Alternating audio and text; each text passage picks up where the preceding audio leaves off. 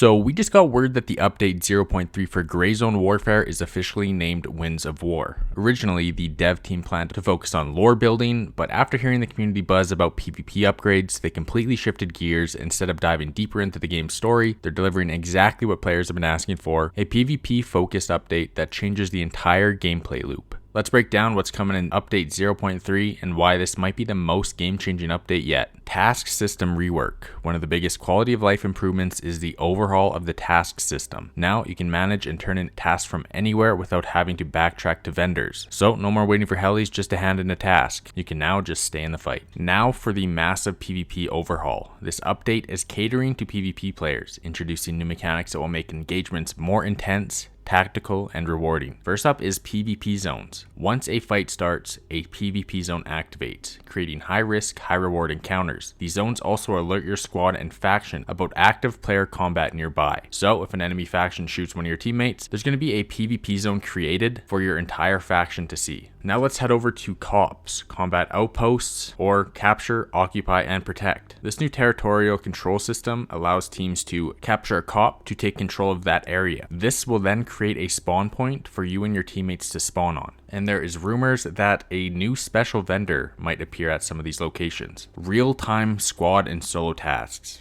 Missions will now appear in random locations across Lemang, encouraging on-the-fly coordination instead of static objectives. There's some squad tasks. There's also some tasks meant for solo play as well. Item tagging and tracking. You can now tag a piece of equipment with a tracker. Now you could use it as bait, or you can tag your equipment, and if you go down in a sketchy area, you know exactly where to go back to. Now here's a crazy one. Talking with the devs, they say this has a 90% chance it'll make it into the update. Mortar strikes. The one thing which I really love, and I think it's very interesting, and it will change a lot of things, because we need to implement high value stuff which is costing a lot of money for the people who are playing it for a very long time, and they are very rich, so we have to prepare the content for them. So we were thinking about buying the mortar rounds, and when we were looking how much they cost in the real life, we are planning to implement the mortar,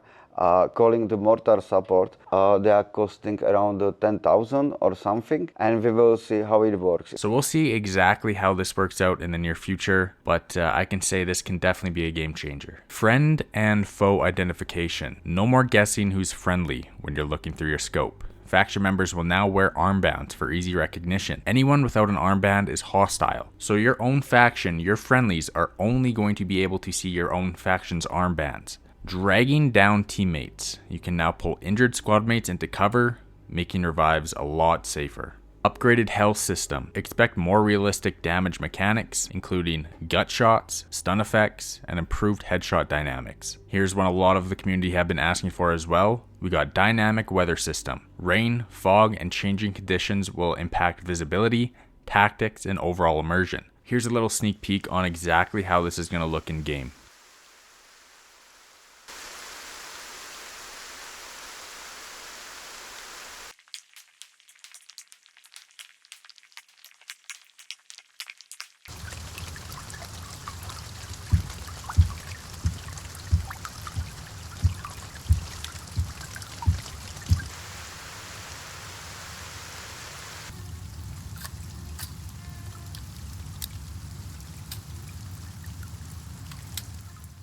Also, they were saying cloudy nights will also be so dark that running night vision or a flashlight will almost be necessary. If you're not prepared, you might find yourselves completely blind in the dark. And to finish it off, tons of quality of life improvements, a wave of refinements across the board to make the game smoother, more balanced, and more engaging. Now, update 0.3 is looking like a complete game changer with new mechanics, smarter PvP, and tactical depth that Grayzone Warfare hasn't seen before.